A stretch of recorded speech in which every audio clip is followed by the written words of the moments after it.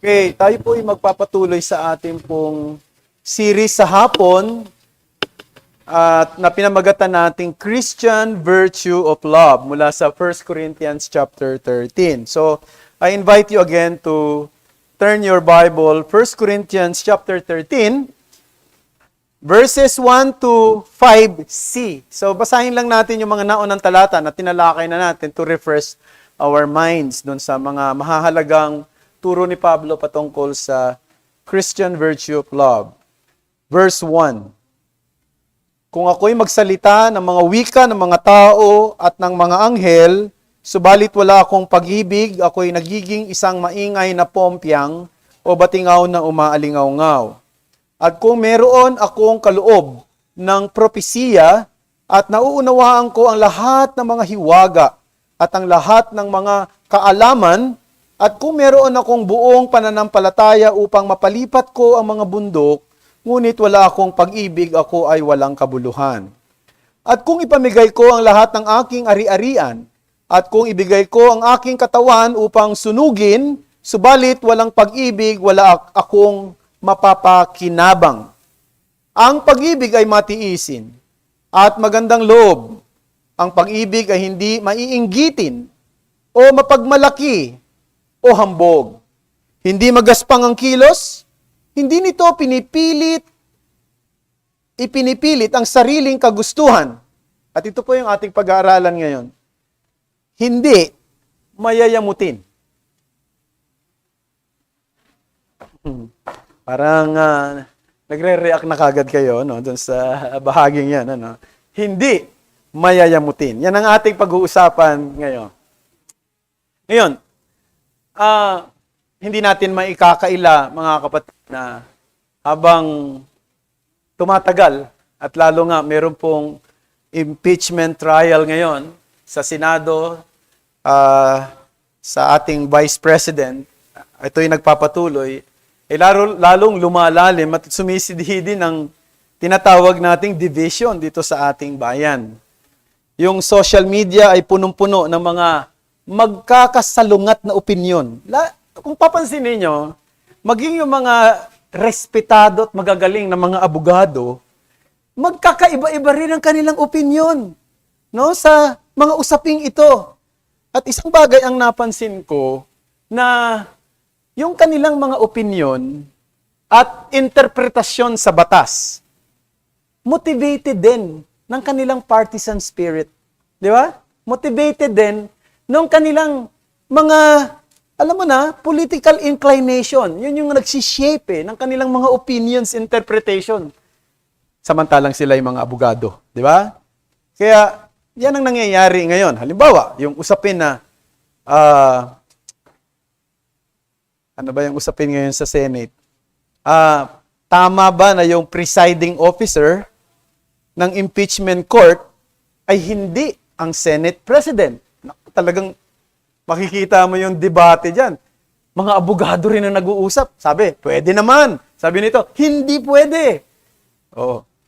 Yung bang 2/3 ng boto para ma-impeach ang Vice President ay dapat 2/3 ng lahat ng miyembro ng Senado o ng mga present lang doon sa trial. Iba-iba rin ang kanilang opinion pagdating dyan.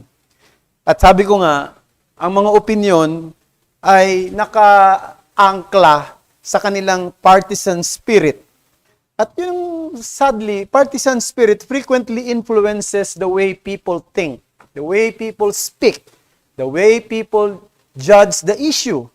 In one sense, hindi naman talaga surprising ito sapagkat sa isang mundong makasalanan, meron na talagang partisan spirit. Ang pagiging makasalanan natin, naturally, nagbi-breed yan ng rivalry, factionalism. Pero ito ang gusto ko lang ipaalala uli sa ating lahat. Kung ano man ang pangkaraniwan sa lipunan, dapat hindi ito ang normal sa church. Ulitin ko, kung ano man ang pangkaraniwan sa lipunan, dapat hindi ito ang normal sa church. Sa church, iba-iba yung ating mga, di ba, kalalagayan, pangkabuhayan, ang ating educational level, iba-iba yung experiences natin, personality natin, iba-iba yung mga political convictions natin. Pero yung ating relasyon sa isa't isa bilang katawan ni Kristo, fundamentally, ay ang siyang nag-unite sa atin.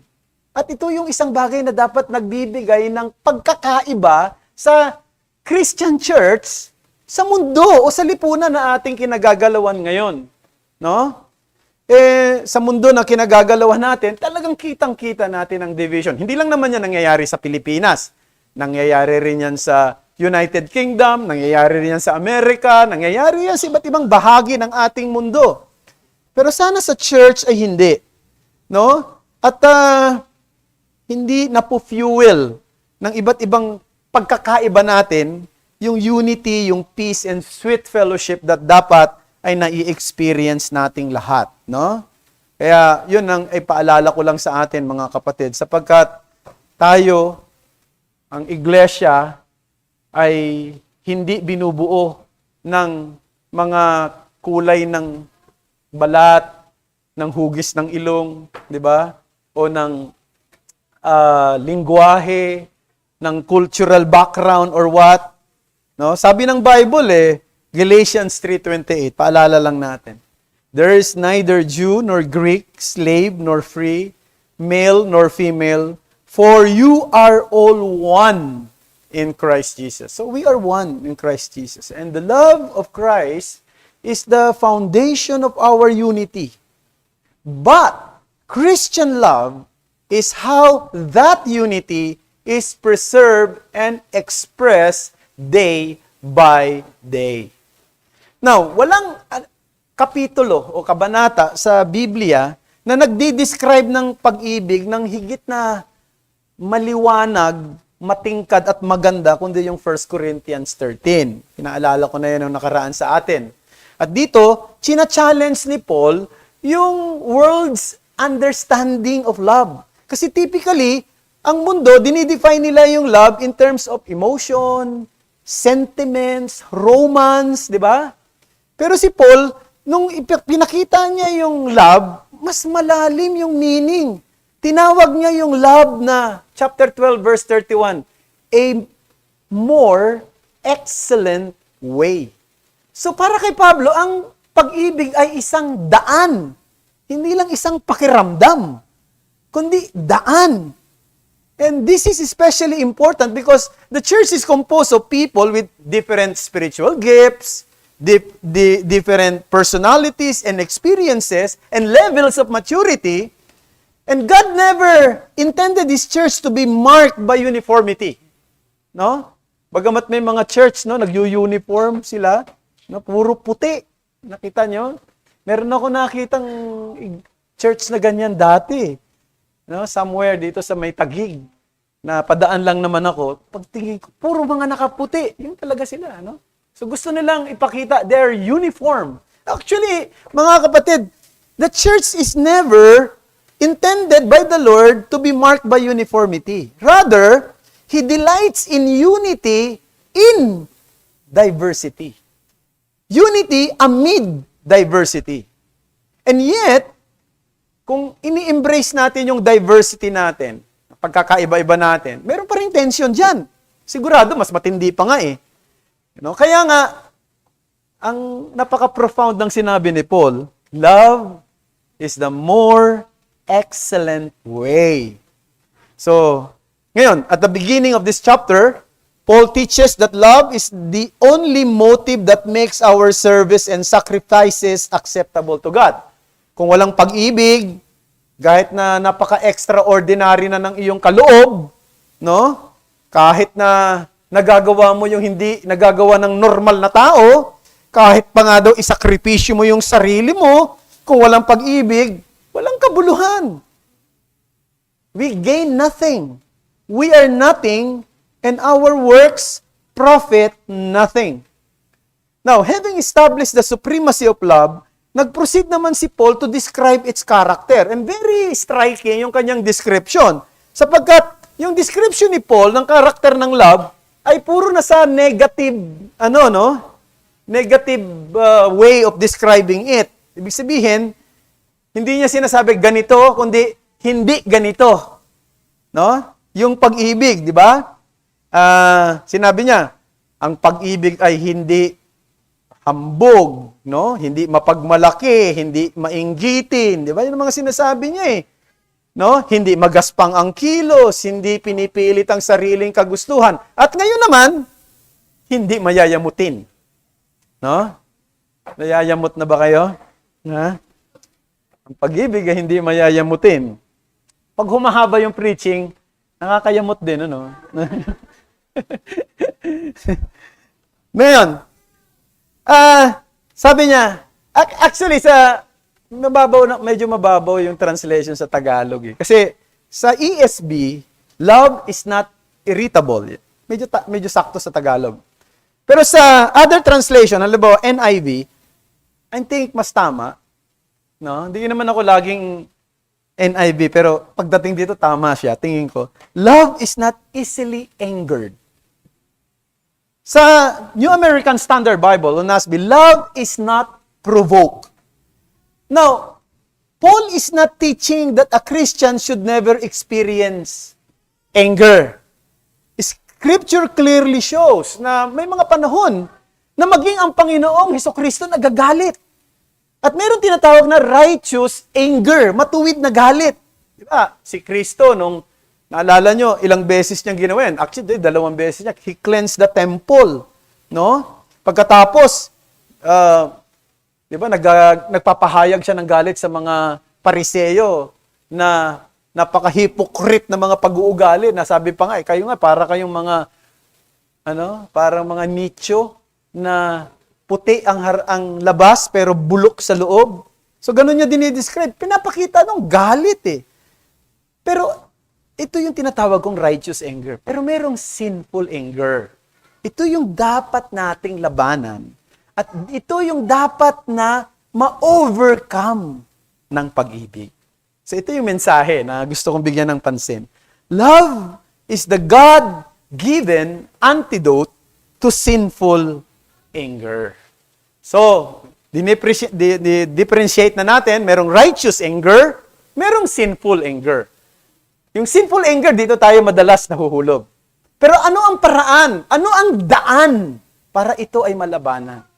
Love is the God-given antidote to sinful anger. So, I have two things to say about this. No? First, tingnan natin muna yung description. Sinful anger, describe. Pangalawa, sinful anger, disarm. Okay? Dalawa.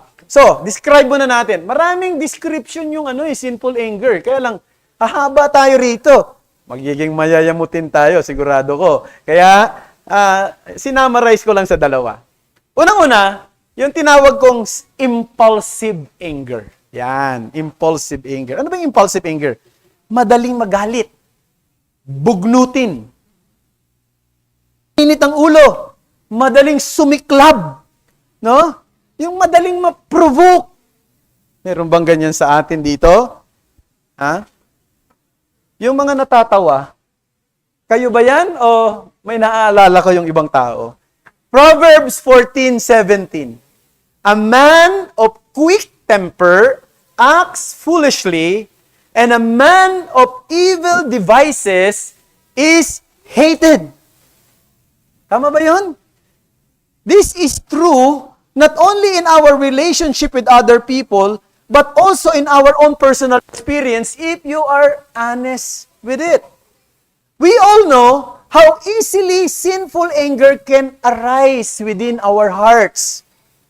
What makes this kind of anger sinful? Bakit ba sabi natin itong klaseng impulsive ay nagiging sinful?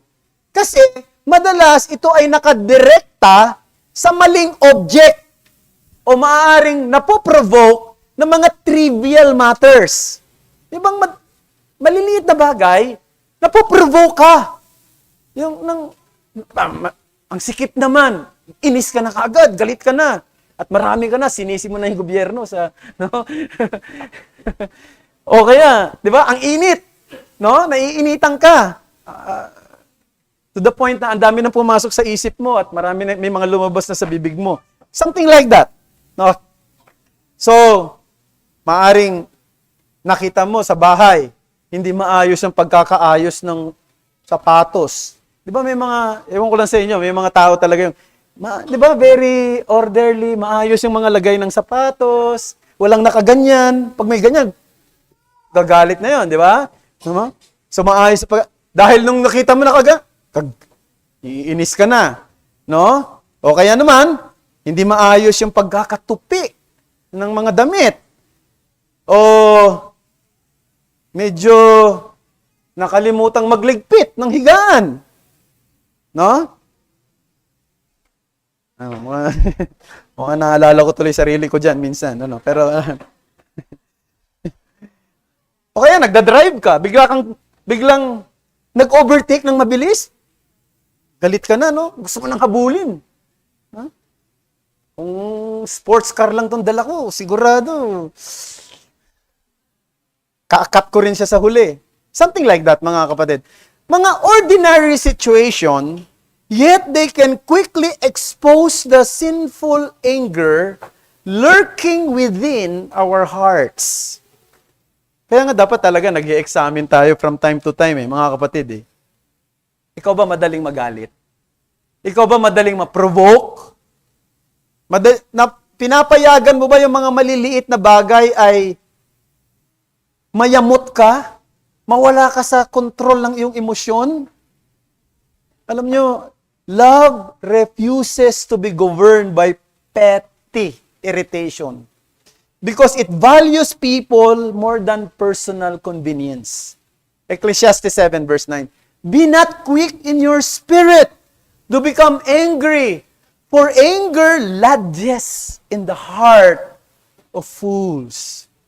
If we are to preserve healthy relationship in our homes and in the church, we must learn by the grace of God to put away sinful anger and cultivate yung tinatawag na pasensya, kahinahunan, na siyang napakahalagang katangian ng Kristiyanong pagmamahalan. So, yun ang una, impulsive anger. May pangalawa, tinawag ko itong intemperate anger. It is also possible na maaring yung object o reason ng iyong anger ay legitimate. Pwede naman yun di ba? May mga panahon na nagagalit tayo for valid reason. No?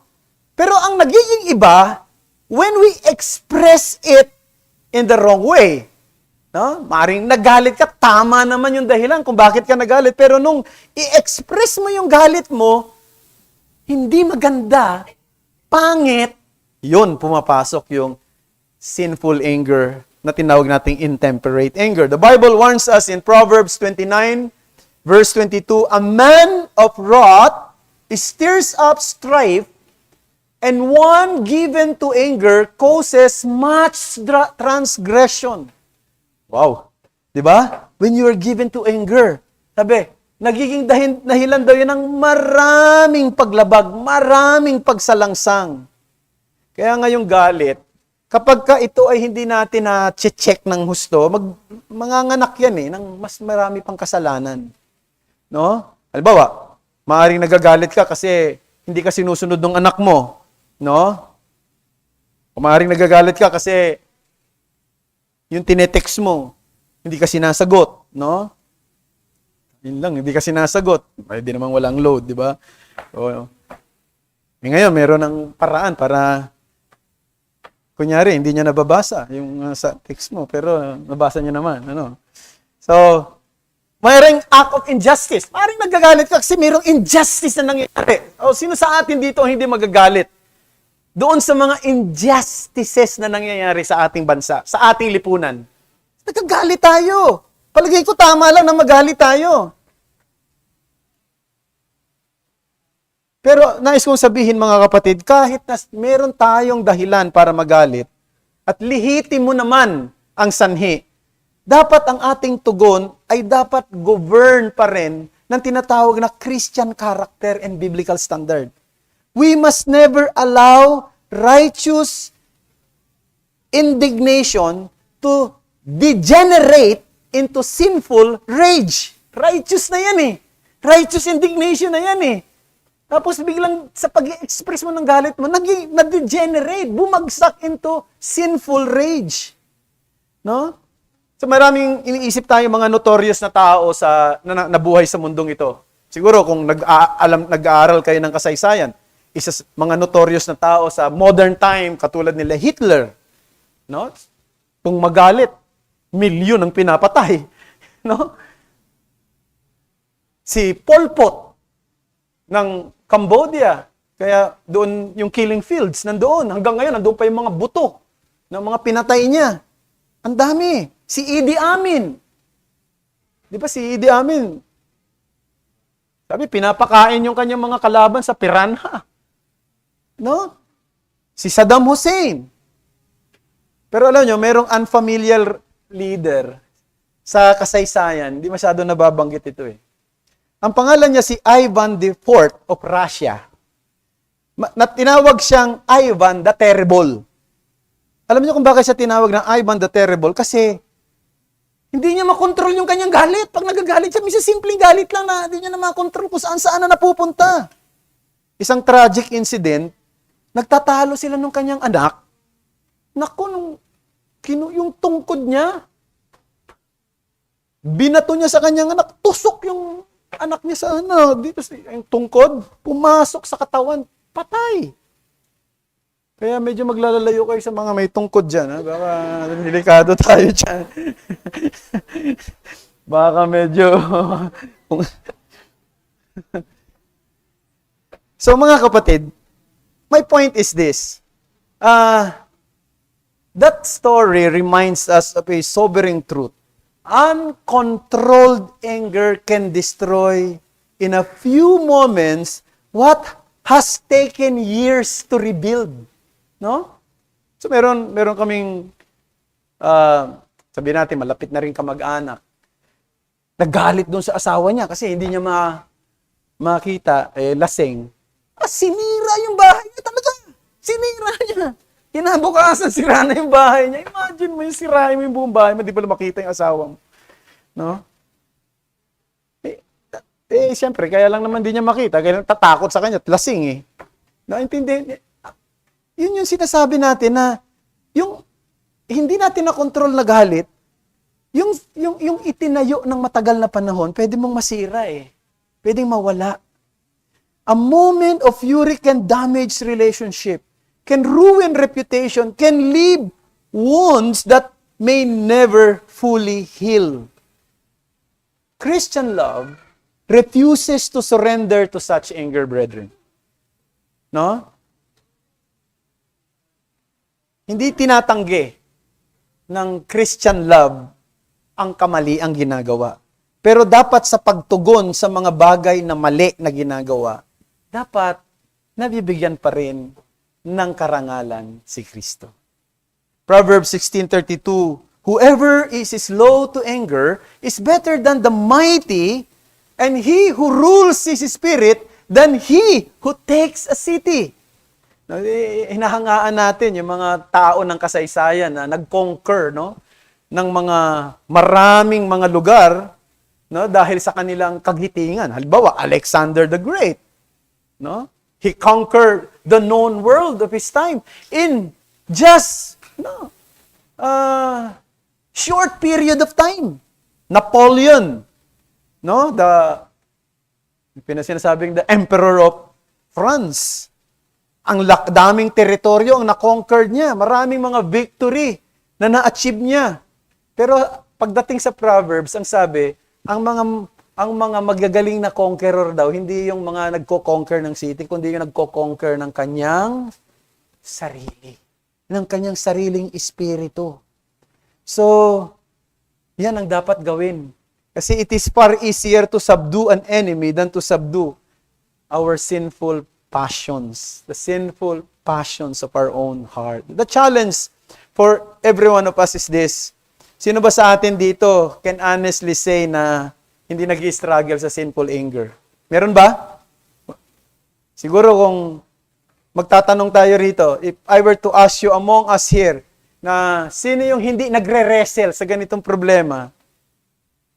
No? Wala siguro magtataas. At kung sino yung nag-i-struggle, siguro isa na ako sa magtataas ng kamay. Lahat po tayo, kailangan natin ng sanctifying grace in this area. Diba? Ang uncontrolled anger is ugly. Wherever it appears, in our homes, in the workplace, or in the community. Pero mas tragic, mas ugly ito kapag nakita to sa church. Yung uncontrolled anger. No? Kaya, sana mag-pray natin na hindi ito makita sa atin dito. Sana hindi tayo makilala ilang isang iglesia na mahilig makipag-away. No? Na kilala sa mga bitterness at uncontrolled tempers. Instead, no, sa tulungan niya tayo na makilala ang SGCC na marked by members na mayroong pasensya, gentleness, and love. No, isipin nyo, yung ating katawan. Think about the human body. Sa isang malusog na katawan, no? Buti wala na si doktor kanina rito. Baka i-correct niya ako, no? Kanina wala na si doktor ngayon. Dr. Jerry. Kasi 'di ba pagka daw sa healthy body, tama ba ito? Pareho lang ba yung doktor ng katawan ng sa doktor ng si Doc Haniel, sa isang healthy body daw, yung mga cells natin, yung mga, 'di ba, himay-himay, yung mga cells ay nagko-contribute lahat daw 'yan para sa well-being ng buong katawan. Lahat ng cells natin. No? Pero pag mayroong group of cells na nagiging independent na nagre-refuse na mag-function for the good of the body, ang tawag sa kanya ay cancer cells. Di ba? Pag bumubukod na siya, ayaw niya na mag-participate for the good of the whole body, nagsiseparate siya, no? Doon siya sa isang sulok. Pupunta. Ayoko dyan. Ayoko makisama sa mga yan. Ang tawag sa kanya, cancer cells. So, rather than serving the body, they threaten its health and life. Yung cancer cell na nagsiseparate, no?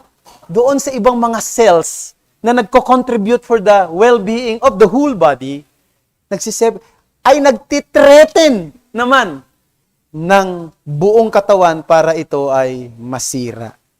So, we are not meant to live independently, brethren. We are not meant to pursue our own interests. We must never become like cancer cells that spread division, bitterness, destruction within Christ's body. Tulad ng reminder ng Proverbs, di ba? Great victories are not won in the battle fields, but in the heart. Let us rule our own spirit. Now, punta tayo sa pangalawa. Kasi dinidescribe pa lang natin yung sinful anger. Ang tanong, paano natin ma-overcome ito? No? Itong mga bagay nito. Kailangan ba natin ng mga experts sa tinatawag na management of anger? Di ba? Meron ganyan ngayon, di ba? Yung mga session to manage your anger. So, kailangan ba natin ng mga professionals? Alam nyo, simple lang eh. Ang turo ng Bible, simpleng grace lang. Ang tawag niya ay love. So, sinful anger, disarm. How can we disarm sinful anger? I have two things. First, covering sin with love. 1 Peter chapter 4 verse 8. Above all, keep loving one another earnestly, since love covers a multitude of sins. Now, hindi ibig sabihin, hindi na tayo magre-rebuke sa mga kasalanan na ginagawa ng iba, lalo na yung matitinding kasalanan. O hindi tayo magpa-practice ng church discipline kung merong gumagawa ng lalo na ng isang scandalous sin. No? Hindi yon. Pero alam niyo, 1 Peter chapter 4 verse 8, hinalaw ni Pedro yan sa Proverbs 10 verse 12. Basahin natin. Hatred stirs up strife, but love covers all offenses. So ang punto rito, no, sinasabi niya rito na yung sharp contrast ng hatred, which breeds conflict and division and resentment, is love. Because love seeks peace rather than strife. It does not ignore sin, but neither does it magnify every offense. Yan. Ang love, hindi niya binabaliwala ang kasalanan, pero hindi niya minamagnify, yung pinalalaki, yung mga minor offense. Kasi yun ang isang problema, maliliit, zino-zoom mo pa no? Para lumaki.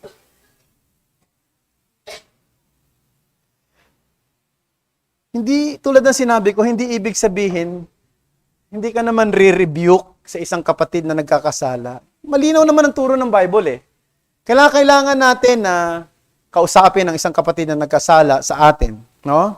Lalo na kung seryoso yung kasalanan, destructive na, o unrepentant pa. Tama lang yun. Faithful love is willing to admonish when God's glory and a brother's restoration are at stake. Pero alam nyo, mga kapatid, ito yung gusto kong sabihin, may mga okasyon when the most loving response is simply to cover an offense with love. Not every fault needs to become a confrontation. Hindi lahat ng pagkakamali, i-confront mo. Alam nyo, hindi ako naniniwala ron No? Lahat na lang ng paragay ko hindi wise na habit yon. Bakit? Hindi ka na mag-i-enjoy sa buhay. Kapag ka-confront ka na lang, mali ka na confront tayo. Lagi ka makakakita ng pangit No? Lagi ka makakakita ng mali. No? Sa loob ng bahay nyo, no? Sa pamilya nyo, sa trabaho, sa church, lagi nakakakita. Kapag lagi tayong confront, ay naku po, wala nang kasiyahan ng buhay natin, wala nang kapayapaan. No?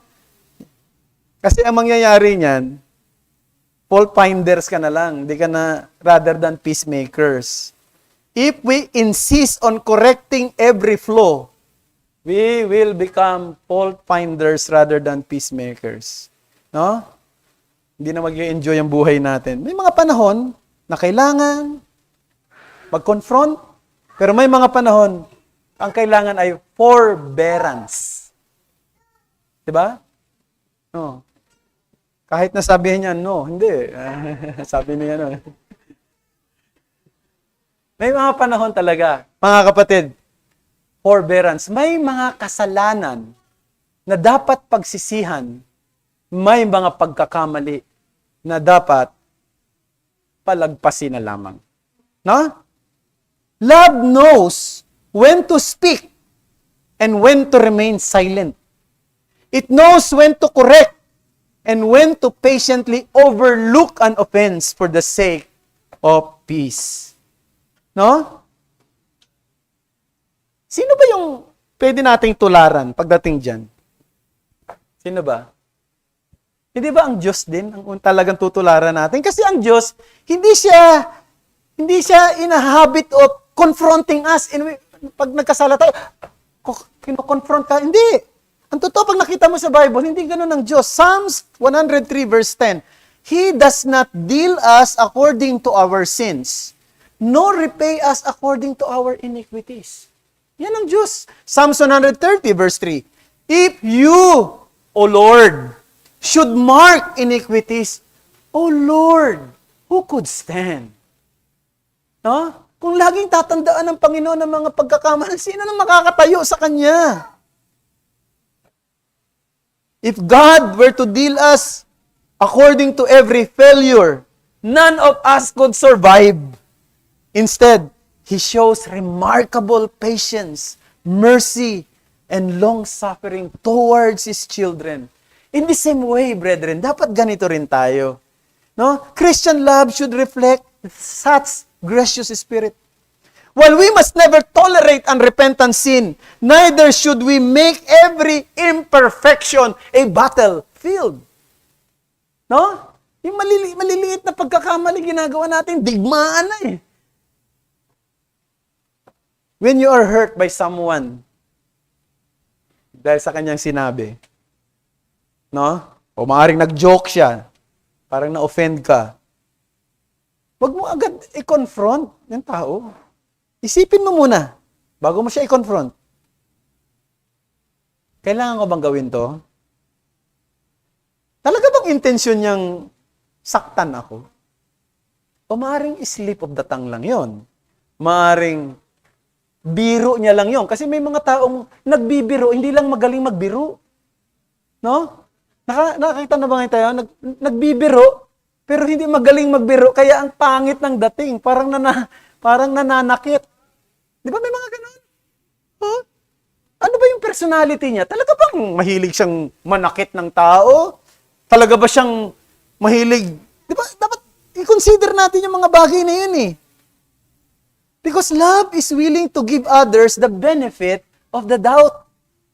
It does not immediately assume the worst motive or rush to take offense. Alam niyo kung ganito lagi, maraming conflict na maa-avoid, no? Kung marunong tayong gumamit ng tamang pag-uugali. Many conflicts could be avoided if we learn to interpret one another's word with charity rather than with suspicion. No? Yeah? So, yan. Covering sin with love. Pangalawa, conquering evil with good. Sometimes, the good that overcomes evil is in the very answer we respond. Proverbs 15:1. Nakapapawi ng puot ang sagot na malumanay, ngunit nagbubunsod sa galit ang salitang magaspang. No, our natural tendency, kapag may nagsalita ng hindi maganda sa atin at nasaktan tayo, ang tugon natin, magsalita rin ng mas matinding masakit na salita laban sa kanya. One hurtful remark is answered with another. Before long, ano yon? Both parties are exchanging insult and wounding one another. Instead of resolving conflict, we only deepen it. But that is not the way of Christian love. Scripture calls us to overcome evil with good. Now, hindi ito isang garantiyang formula, no? For winning over enemies. Na hindi ibig sabihin na pag gumagawa ka ng mabuti, nawiwin mo lagi yung enemy. Hindi sa lahat ng panahon. Katulad ng kwento ni Dr. Jerry kanina na pinapahiya siya ng professor niya doon sa harapan, sa mga kaklase niya. Hindi naman siya nag-response ng pangit, basta tumahimik lang siya, pinagpipray niya, nagbigay pa siya ng food, something like that, no? And bandang huli, sinabi na nung kanyang professor na atheist, naniniwala na ako sa Diyos. No? Hindi lahat maganda ang response. No? Hindi lahat ganon. Pero alam niyo mga kapatid, kaya ako binibigyan ng pansin ito because it is God's way of breaking the vicious cycle of anger and retaliation which we so easily fall. Right? Yung vicious cycle, yung bang pag nagsalita siya, magsasalita ka. Salita siya, dinagdagan niya, dadagdagan mo rin. Di ba? Ang na vicious cycle yan eh. Na madali tayong mag-fall dyan.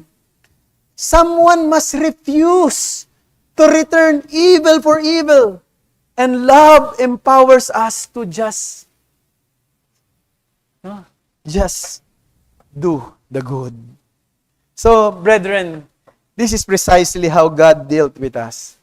Ilang beses na tayo nagkasala sa Diyos. Ilang beses na tayo nagkamali. Maaring may mga nagagawa tayong kasalanan hindi nakikita ng ating kapwa. Nasasaktan din ang puso ng Panginoon sa mga pagkakamaling nagagawa natin. Ilang beses na natin nag-grieve, no? Siya sa ating mga aksyon. Pero anong ginagawa ng Diyos? At tuwing lalapit tayo, hihingi ng tawad sa Kanya, nang may pagpapakababa, ini-extend niya ang Kanyang awa at ang Kanyang biyaya ng pagpapatawad. Hindi niya tayo tinatrato sa kasalanang dapat deserve tayo. Kaya nga, as recipients of such amazing grace, we are called to extend that same grace to others. That is how love overcomes sinful anger. Kapag na-overcome natin itong sinful anger, nakakapag-ambag tayo at nakakapag-preserve tayo sa pagkakaisa at sa pagpapaganda ng ebanghelyo na pinanghahawakan natin, na ipinangangaral natin, na niyayakap natin, na ipinaglalaban natin. Pag nangyari yun, nagiging mas attractive. Di ba? Ang kaharian ng Diyos, ang ebanghelyo ni Jesus sa mata ng mga di mananampalataya. So, pag-pray natin.